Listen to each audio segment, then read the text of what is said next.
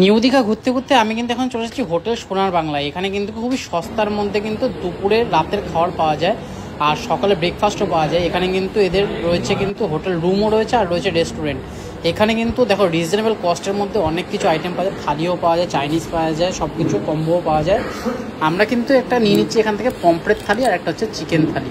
Pomfret থালিটা just পড়েছে কিন্তু এখানে 210 টাকা, আর চিকেন থালিটা পড়েছে মাত্র কিন্তু 170 টাকা, আর ভেজ থালি নিলে কিন্তু 80 টাকা। এখানে তোমরা মেনু কার্ডে দেখে নিতে পারো, সব কিছু আইটেমগুলো রয়েছে। এই বলতে বলতে দেখো চলে এসেছে আমাদের কিন্তু এখন ভেজ থালি। ভেজ থালির মধ্যে কিন্তু ফার্স্টে যে আইটেমগুলো থাকে সেই আইটেমগুলো কিন্তু এটা দিয়ে দিচ্ছে, তারপর আমাদের জায়গা এক্সট্রা আইটেম আছে সেটা কিন্তু পরে দেবে। এখানে চলে এসেছে ডাল আর 2 প্লেট রাইস চলে এসেছে, সাদা সাদা ভাত চলে এসেছে।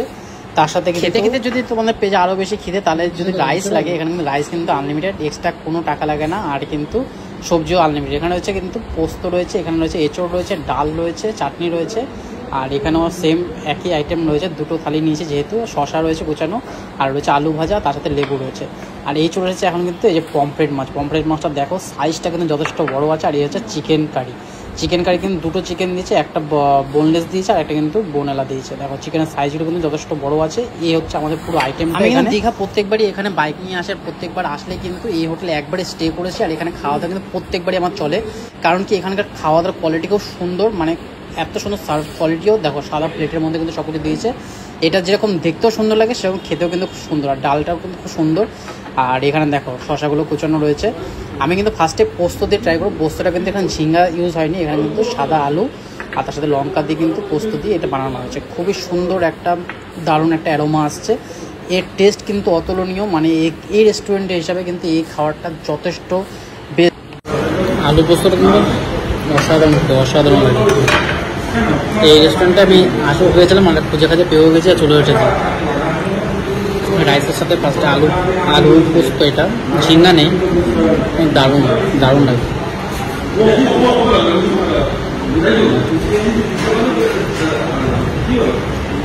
এই রেস্টুরেন্টের রান্না বান্না সত্যি দারুণ।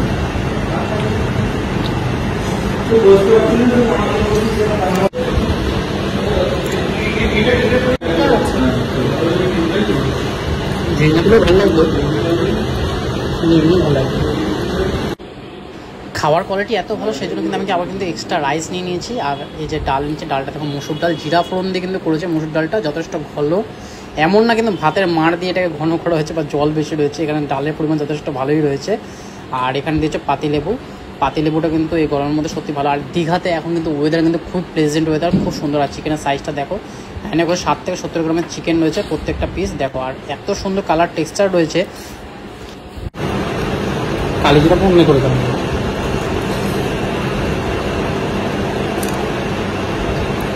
অসাধারণ। আবার কিন্তু আমরা এক্সট্রা রাইস নিয়ে নিচ্ছি। এক্সট্রা রাইসে কিন্তু আলাদা কোনো কস্ট নেই এখানে।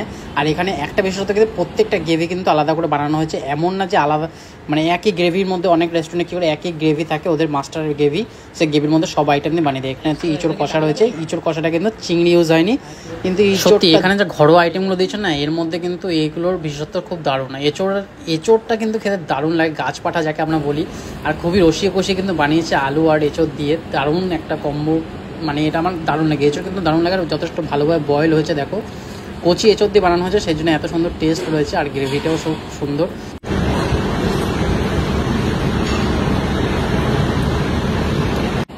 আর তাছাড়া এখানে স্যালাডের মধ্যে কিন্তু পেঁয়াজ, শশা আর লেবু রয়েছে, লঙ্কা দিয়ে দিয়েছে। কিন্তু আমি কিন্তু আবার এক্সট্রা রাইস নেব।